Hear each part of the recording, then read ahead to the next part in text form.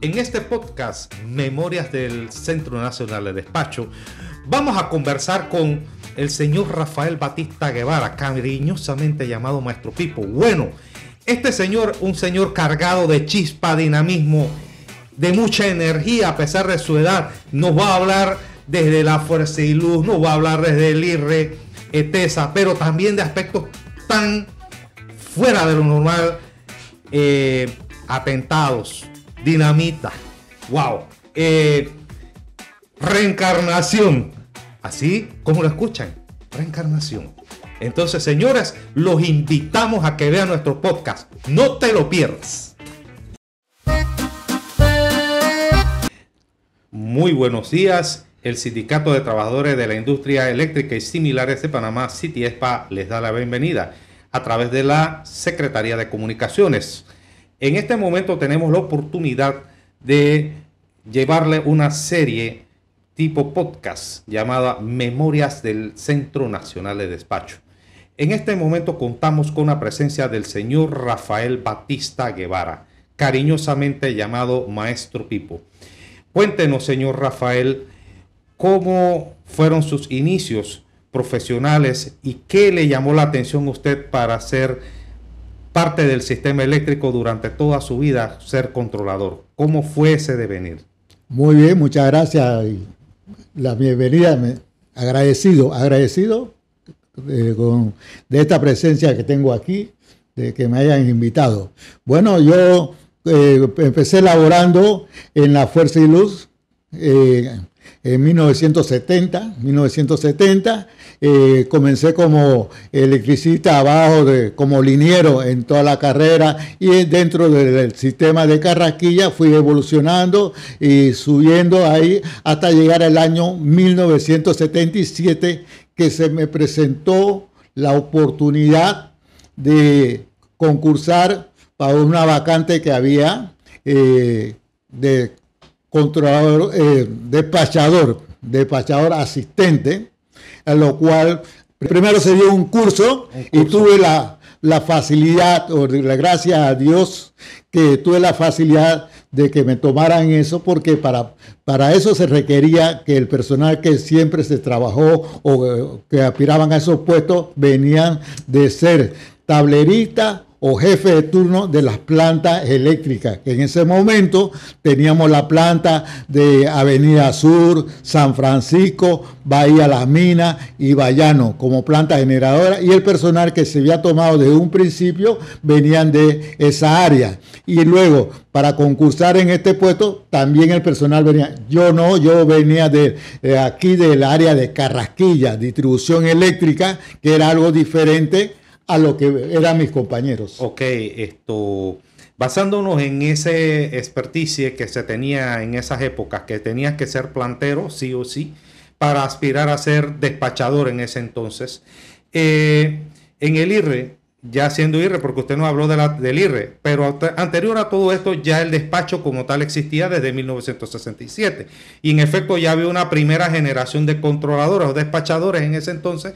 Usted vino a ser parte de esa segunda generación que entró para administrar precisamente ese cambio, esa transición que salieron del local de subestación Cáceres hacia lo que es el área de subestación Panamá, hoy en día Condado del Rey, y que definitivamente pues en ese edificio iba a albergar todo lo que era la infraestructura para lo que era el sistema SCADA, sistema remoto, sistemas de última generación. Pues que de paso, a través de la historia, y curiosamente en Panamá, si más no recuerdo, fue el primer país de Centroamérica que obtuvo un sistema de control remoto SCADA, ¿verdad? Muy bien, así como lo estás diciendo correctamente. Y lo más importante para mí fue que, ¿por qué tuve la oportunidad de participar en este concurso para aspirar a este puesto? Fue porque yo soy de la primera graduación de la Universidad de Panamá, que luego se volvió el Politécnico, de ser los primeros técnicos que nos graduamos estando bajo la administración de la Universidad de Panamá, que luego pasó al Politécnico. Entonces, como era de la primera graduación, tuve la oportunidad de convivir con mis más compañeros, que ahora los verán siguiente, de que podía codearme con ellos y tener la misma conocimiento, la misma no tanto la práctica, porque la práctica era diferente, por eso era que se tomaban el personal de la planta, porque era lo que se manejaba, similar a lo que es el control de despacho. Como se diría en inglés el power plant. Exactamente. Entonces, viéndolo en ese aspecto, la cultura laboral de aquel entonces tenía unos parámetros muy distintos a los que hoy en día se manejan. Usted, ¿cómo lo veía el resto de los compañeros? Usted no pertenecer a las plantas. Usted me imagino que tuvo alguna experiencia quizás un poquito friccionante o de repente de cierto rechazo por parte de sus compañeros al no pertenecer a usted a un tema tan común en esa época, que si tú no venías de una planta, tenías compañeros que eran de planta y usted venía de un área muy distinta que era la distribución, de repente dice, hey, este me va a venir a dar cátedra, o ¿cómo usted vivió eso en ese momento? Muy bien, para mí fue un reto llegar ahí, que todos mis compañeros vinieran de una planta y yo sí conocía las plantas por conocerlas dentro de, lo que de mi trabajo dentro en el área de distribución, pero era viéndolos desde el punto de vista de distribución, no de generación, lo cual los compañeros que trabajan en plantas generadoras toman mucha lectura y ven muchos parámetros que al final eso es lo que se maneja en el centro de despacho, lo que se tomaba en ese momento, que se tomaba muchas lecturas, las lecturas de las plantas, los generadores y todo esto, y me impresionó, me sentí bien, me gustó cuando fui teniendo del compañerismo, que me abrieron las puertas y colaboraron conmigo por muchas cosas que no sabía, y así sucesivamente compartimos también los conocimientos que pude tener yo en un momento dado y servirle a mis compañeros. Y esa hermandad y ese aprecio y ese respeto mutuo fue lo que nos hizo crecer y saber que la responsabilidad era muy grande de la que teníamos y que realmente teníamos que dar lo mejor de nosotros como seres humanos. Muy bien, entonces usted nos indica que en vez de haber una posición que de repente usted llega a un lugar y puede generar un rechazo al no formar parte de ese grupo, fueron inclusivos e incluso a ustedes le ayudaron y lo impulsaron a motivarse, a superarse en ese sentido, primero como un despachador asistente y luego como un principal con el tiempo, lógicamente, con todas las responsabilidades que esto conlleva. Algo que me llama la atención, en esas épocas todo era por libros y todo venía en inglés y todo demás. ¿Usted cómo se llevó con el idioma inglés? Bueno, mira, como buen panameño nosotros aprendemos ciertas palabritas y que sabemos utilizarlas. Es más, cuando entramos al despacho, teníamos la comunicación con los despachadores de la comisión del canal que hablaban inglés, pero nosotros también, como había bastante latino en el otro lado, del lado de la comisión, entonces nos pudimos ir entendiendo, conversando poco a poco, y todo se hizo tan amable que no hubo mayor problema en lo que fuera el idioma. Exacto. Aquí viene esta parte, porque la PCC era la Panama Canal Commission, y en ese entonces había mucho sesgo entre los latinos y los que eran de habla pues 100% norteamericano, pues Ozonians también que eran, y que definitivamente eso también generaban barreras y choques culturales. Recordemos pues que estábamos en un contexto histórico en que el Canal de Panamá estaba la firma de los tratados y todo demás. Usted entró precisamente cuando los tratados se estaban firmando y estaba el tema del nacionalismo y todo demás.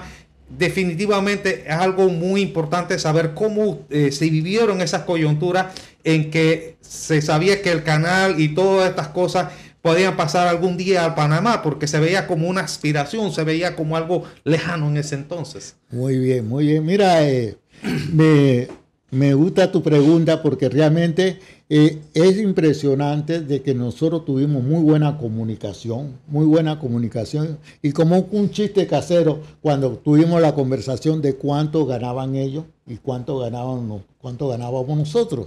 El salario era algo espantoso, la diferencia no tenía razón de ser. Te lo digo y parece un chiste quedó con la cabeza abajo.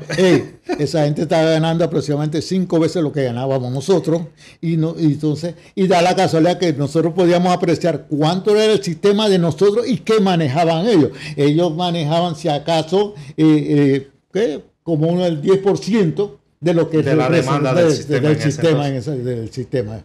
Bueno, esto lastimosamente es una deuda social que tienen nuestras empresas eléctricas en nuestro país, que el hecho del valor de lo que es la profesión versus las responsabilidades en base a lo que la autoridad del Canal de Panamá hoy tiene versus lo que se devenga a nivel de las empresas estatales del mercado eléctrico, es exactamente esa misma historia, lamentablemente, pero estamos como organización social tratando de romper esas brechas y que esa igualdad en algún día, en algún momento se deba dar, y que entiendan nuestros gobiernos que el valor de la profesión del sistema eléctrico y todo su conjunto, llámese planificadores, los que transaccionan el mercado y demás, ellos tienen un valor agregado porque gracias a eso todos dependemos de eso.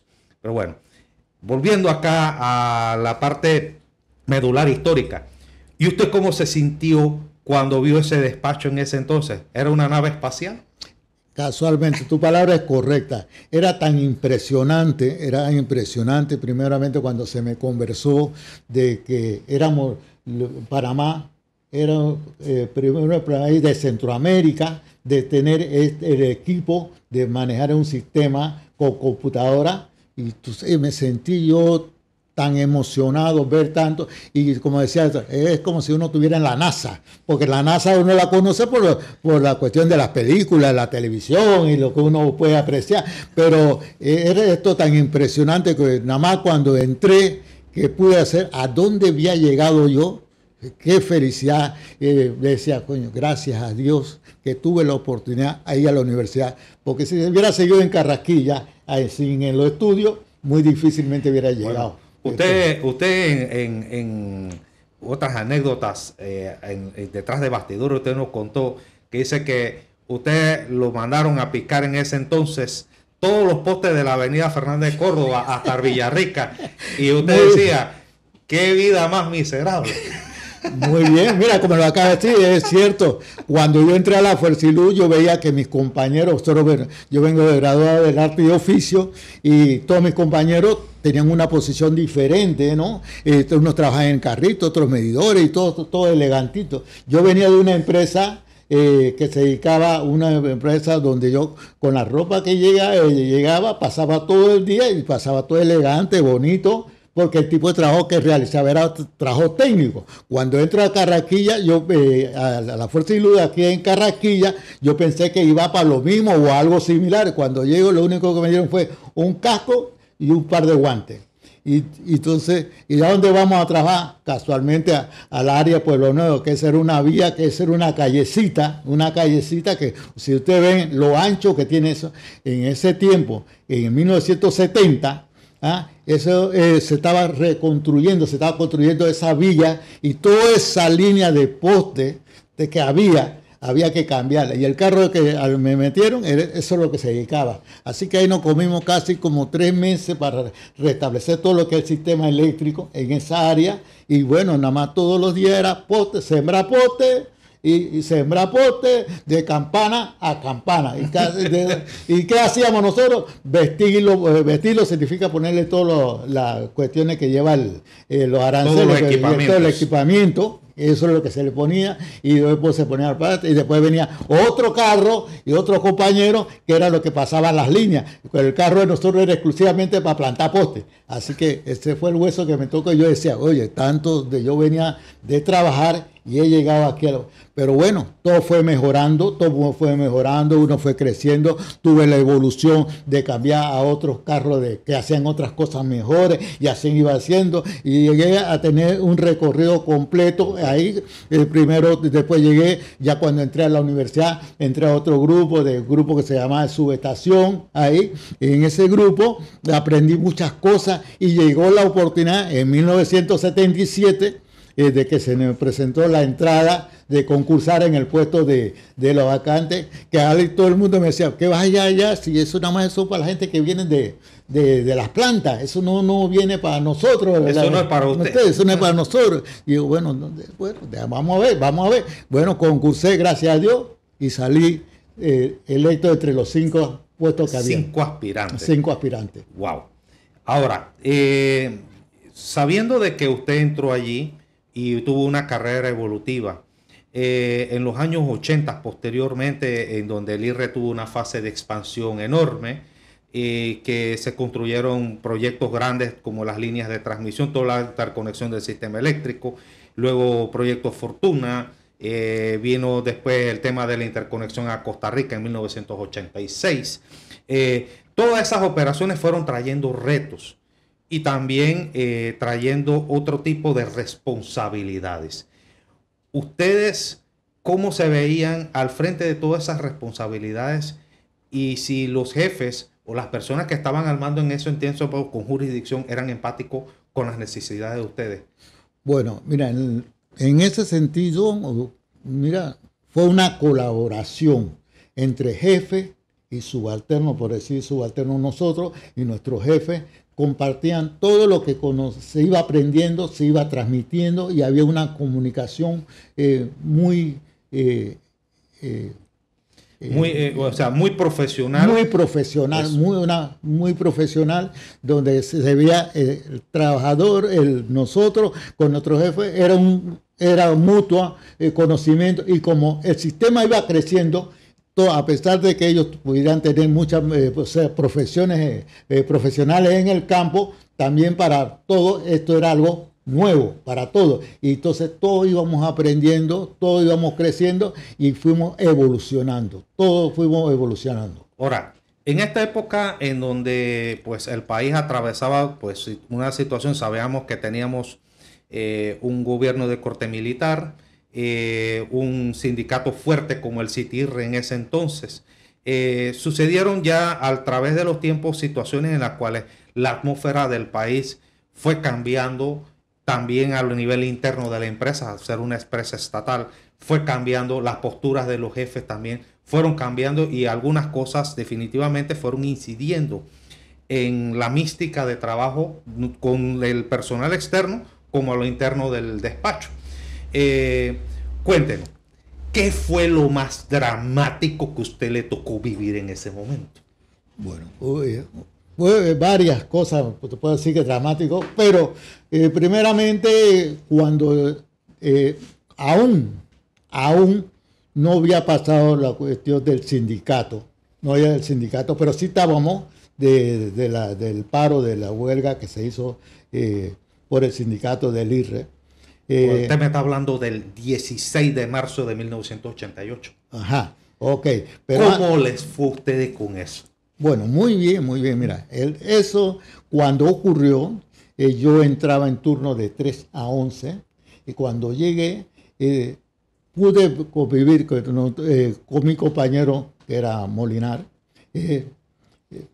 convivir de que estaba todo el mundo, el sistema eléctrico comenzó desde por la mañana, ya precisamente como al mediodía, a las 2, yo entraba a las 3, cuando yo entré estaba la evolución de que comenzaron, la gente estaba marchando en la calle. O sea, había una situación, ustedes estaban despachando normalmente, pero paralelo a eso ya se sabía, ya había movimiento organizado, todo el mundo para la calle. Vamos para las 5 de mayo, vamos con todo, salieron los carros de todos lados, de Carrasquilla, salieron lleno completo, de ahí de la oficina de acá de Torremolinos, todo el mundo cuadrado con la causa. ¿Cómo no? Nosotros, es cierto, tenemos mucha tecnología, teníamos en ese momento, estábamos con el top 10 del sistema, pero todo sistema, una subestación, una planta, más bien nosotros operábamos, no, las plantas era porque todo bajo el control nuestro, pero las subestaciones, todo lo operábamos nosotros, los circuitos, todo se operaba por control remoto, pero da la casualidad que cuando se construye Una planta, una subestación tiene doble control. El control que tú lo haces localmente y el control que hacemos nosotros de la sala de despacho. Si, para que eso esté, para poder operarlo yo o operarlo del centro de despacho, tiene que estar en remoto. Correcto. Cuando se presentó de la que ya se había anunciado de que se iba a ver da la casualidad que todas las subestaciones, hablándote de las subestaciones de aquí de la ciudad, la pusieron en local. Los controles se pusieron en local, de modo que en el centro de despacho no se puede. El centro de despacho opera todo cuando está en remoto, porque para eso lo hacemos con computadoras y todo eso. Pero también se puede operarlo. Pero si tú lo pasas a local, nos quita la autorización y el control de nosotros. Entonces ya eso nos comenzó a limitar. En las plantas también fueron tomando la misma decisión de que la generación la fueron apagando las plantas, y entonces nos fuimos quedando sin servicio. Al quedarnos sin servicio, ¿de qué vale yo que opere con un sistema eléctrico totalmente aquí con toda la tecnología si en el área local están las plantas? La manejan de los operadores, la planta, las subestaciones, todo tiene que estar como debe ser, trabajando. Pero si lo pasan en local, para de contar. Que resulta que cuando veíamos nosotros que se abría un circuito, nosotros podíamos operarlo. Podíamos operarlo, pues si estaba, sí, los cierros, cuando cerraban, no cogía carga. ¿Por qué no cogía carga? Simplemente porque todo circuito es una trayectoria que tiene sus kilómetros que recorrer, y en ese recorrido tiene diferentes interruptores y cuchillas que se abren, y entonces tú cierras y no estás recogiendo nada. No estás recogiendo clientes porque todo está abierto en la calle. Ajá. Entonces, eso nos presentó. Esa fue la situación que se nos fue presentando. Mira, tengo una pregunta, si es mito o es realidad. Usted habló de la PCC, que era la Panama Canal Commission. Los operadores de la Panama Canal Commission, ellos ya sabían anteriormente de que se estaba cuajando algo para el día siguiente. Eso es correcto.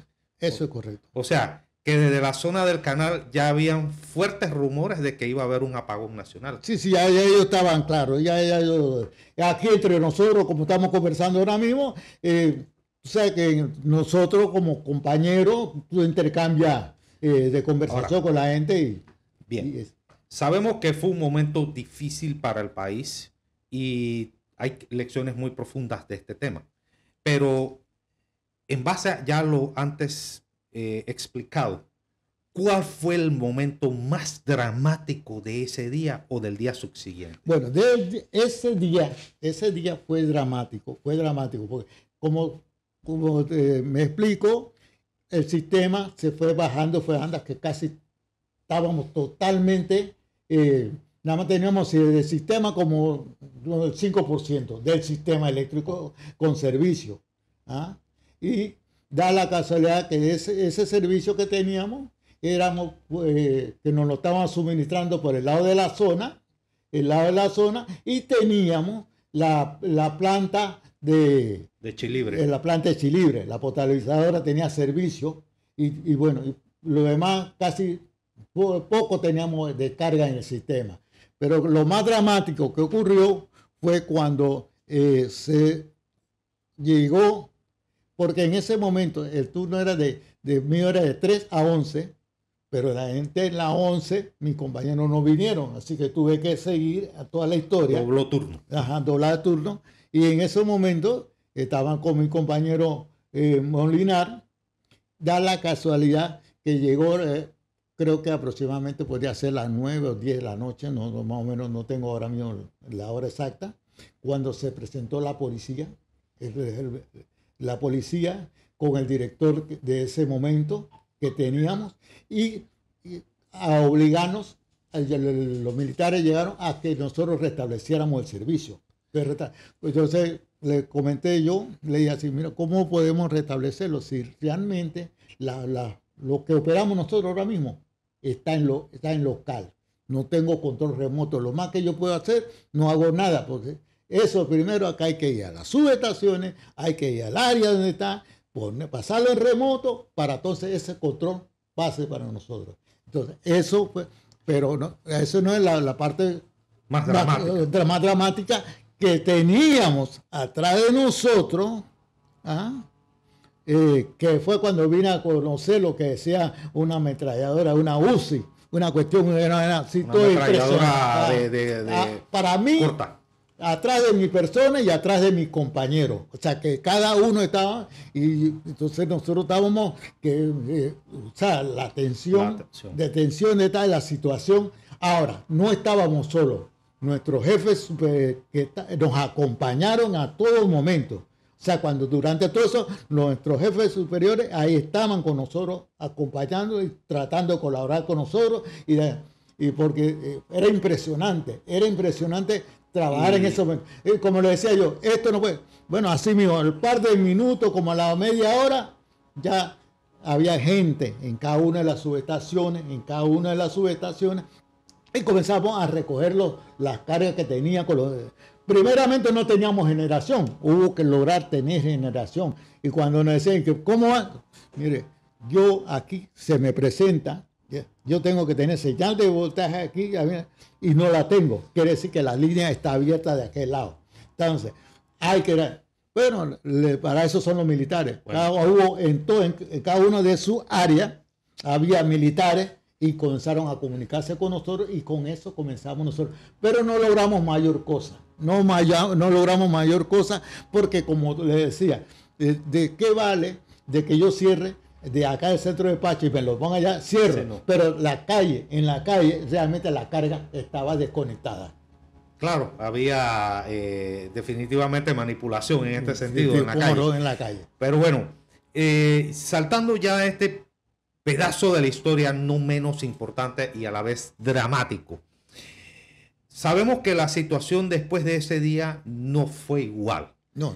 Y a raíz de eso, ustedes le estaban dando mayor seguimiento a las operaciones y todo demás. Incluso llegaron ustedes a tener un teléfono de la comandancia directamente. Exactamente. Ya se hizo más bien ya los militares tenían opción de que siempre, cada vez que había un evento, iba a pasar algo, tomaban eso como centro de control. Tomaban eso como centro de control, centro de operaciones, y ellos sabían ahí de todas cosas, y entre ellos mismos se comunicaban. Muy bien, muy bien. Otro episodio no menos importante que debemos tener aquí. 20 de diciembre del 89. ¿Cómo fue visto desde la perspectiva del despacho? Muy bien, muy bien. Bueno, ahí está mi compañero, casualmente está aquí, que podemos tocar el tema, pero para nosotros veníamos en turno de 3 a 11, casualmente cuando yo llegué a tomar mi turno, que el turno de nosotros era de 11 a 7, estábamos amaneciendo. Estábamos amaneciendo y cuando llegamos, casualmente, a las 12 de la noche, justamente, fue cuando se nos abrió el circuito que alimenta a la presidencia, que se fue. Ya, como todo el mundo sabía, ya nos había dicho el compañero de la zona del canal, que ya el gobierno de los Estados Unidos había llegado a Panamá, que estaban las invasiones y que no pasara nada, que nosotros estábamos bien resguardados porque ellos estaban claros los puntos que no debía tocarse. Así que eso fue una conversación entre despachadores, el despachador de la comisión con el despachador de acá. Bueno, ya saltando esta época, ya entramos a los años 90, en los cuales definitivamente el IRRE atravesaba una situación financiera, una situación a nivel climatológico, fenómeno del Niño, 1992, un año bastante movido en Panamá con temas mediáticos, pues el tornado que había pasado por Cerro Viento, que destruyó mucha infraestructura eléctrica. Después pasamos el caso de el famoso avión caído en Darién, o sea, todo un ambiente bastante tenso, racionamiento de energía por parte del IRRE y prolongado por fenómeno del Niño, paros por todos lados, por razones de reivindicaciones del personal del IRRE, así como también por falta de insumos en las plantas, en fin, toda una tormenta perfecta. Después vamos moviéndonos en ese devenir del noviembre del año 92, el atentado a Rogelio Cruz en la Procuraduría. O sea, era un ambiente bastante fuerte e inestable. Y terminamos diciembre, 28 de diciembre de 1992. 4 torres que llevaban en ese entonces 2 circuitos solamente de transmisión que venían desde Chiriquí hacia Llano Sánchez, en el distrito de Cañazas, provincia de Veraguas, fueron pues parte de un atentado terrorista con dinamitaron las torres. ¿Cómo ustedes afrontaron esa situación? Porque definitivamente, yo ustedes en la calle, me imagino, ustedes lo veían con la camisa del IRRE y le decían, cónchale, se quitan la gente que cortan la luz, cónchale, que esto era un ambiente que ustedes ni podían sentarse a tomar una cerveza en un bar porque definitivamente ya los miraban feo. ¿Cómo se vivió eso? Bueno, la verdad, como tú mismo lo estás diciendo, no éramos muy bien vistos cuando tú eras antes del IRRE, porque entonces, sin luz, te quedaste sin luz. Entonces, todo el mundo quiere saber por qué te quedaste sin luz y quiere escuchar la conversación de uno. Entonces, es más, nosotros las camisillas que usábamos decía Coxi, ¿ah? Una camisilla. Entonces, la gente, ¿y eso qué? Porque al final dice Coxi, pero dice IRRE. Entonces la gente, ¿y eso qué? ¿Y eso qué? No, entonces, ahí por lo menos la bandeaban. Con eso nos quitábamos más de 4 horas. No, definitivamente fueron momentos muy difíciles. Y luego, bueno, después de este tiempo bastante difícil en los años 90, entramos ya al tiempo de la privatización y el cambio de sociedad, el cambio de cultura. El tema de pasar de una empresa totalmente verticalizada a una empresa que maneja un mercado eléctrico que se divide en generación, transmisión, distribución a cada gente. ¿Cómo ustedes asumieron ese cambio? ¿Cómo asumieron ese reto? Bueno, ese reto como no fue así sino que fue evolucionando. Ya nosotros nos íbamos preparando, ya nosotros sabíamos de lo que iba a pasar y cómo.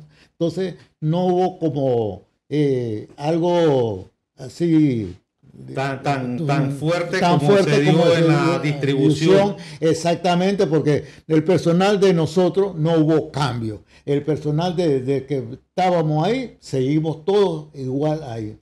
Así que no hubo mayor cosa, que éramos el mismo personal y sabíamos lo que había que hacer. Interesante. La privatización, entonces usted nos indica, no se vivió de la misma forma en todas las áreas. Exactamente, ahí sí estamos totalmente de acuerdo. Muy bien. Ya yéndonos más allá, a los años 2000, ocurren nuevos retos, nuevas cosas. La inclusión de la mujer, en este caso, ¿cómo fue vista en el despacho de energía? Bueno, muy bien, muy bien. Desde el punto de vista laboral de nosotros, que estábamos en la parte que venían a hacer las posiciones, nosotros no lo vimos, no.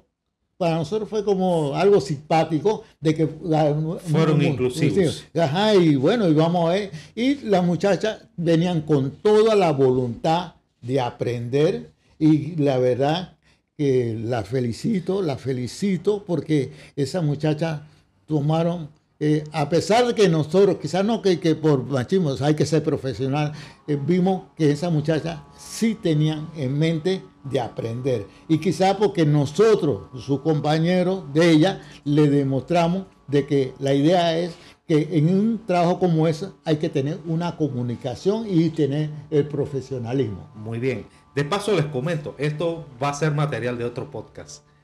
La inclusión de las damas en el sistema eléctrico. Eso es un tema más amplio que definitivamente aquí no vamos a tener el tiempo. Bueno, ya yéndonos más allá, ya al cierre de su carrera profesional como controlador y viendo todos los logros, todas las situaciones que usted vivió entre esa montaña rusa de eventos también, porque sabemos que los eventos llámese apagones parciales, forman parte del crecimiento de un controlador y te da madera para tener carácter y responsabilidad. Viendo la perspectiva de un Rafael Batista ya al retiro, rumbo al retiro, ¿en qué año usted se retiró? En el 2012, final de 2012. Muy bien, muy bien. En esa perspectiva y haciendo todo ese recorrido, ¿cómo usted ha visto el crecimiento del sistema eléctrico y los desafíos de hoy en día? Bueno, muy grande, muy grande, muy grande, muy grande, porque nosotros se puede decir que empezamos casi con el kilómetro cero, porque la demanda era muy baja cuando empezamos y vimos todo el crecimiento, pero en los últimos años ha tenido el crecimiento mucho más vertiginoso. Y también el equipo que en la actualidad tiene el sistema es totalmente como de la época, está viviendo la época. Ya nosotros, el pasado fue pasado, el equipo que teníamos ya no cuenta, y así que todo ha evolucionado y la tecnología hoy día, y si era impresionante cuando nosotros llegamos. Era impresionante porque cuando nosotros llegamos no existía por ningún lado un sistema como el de nosotros. Y éramos los primeros. Pero si yo que estaba ahí y ahora yo veo el centro de despacho como tal, más impresionado quedo. Porque tiene una vistosidad, tiene algo que realmente lo saca a uno y te hace pensar que tú estás en otro mundo. Wow. Palabras muy emotivas. Ahora, una pregunta de reflexión y de motivación para la juventud. Para el que se quiera meter a ser ingeniero en el área de energías renovables, las energías tradicionales que tenemos, pues, las hídricas, las térmicas, los que quieren seguir un plan de vida, ¿qué reflexión le da a usted ahora mismo? Bueno, bienvenido. Bienvenido, porque todos los días necesitamos de mejores profesionales, porque el profesional tiene que crecer y ampliarse para retribuir su conocimiento al público, a la demanda que se requiere, y eso es lo que necesitamos, tener mejores profesionales, gente con el deseo de trabajar, y claro, como siempre a veces si me cuentan a mí, me preguntan, y si puedo reencarnar, me gustaría hacer el mismo puesto, solo que vamos a negociar el salario. La plata mejor, ¿verdad? ¿No?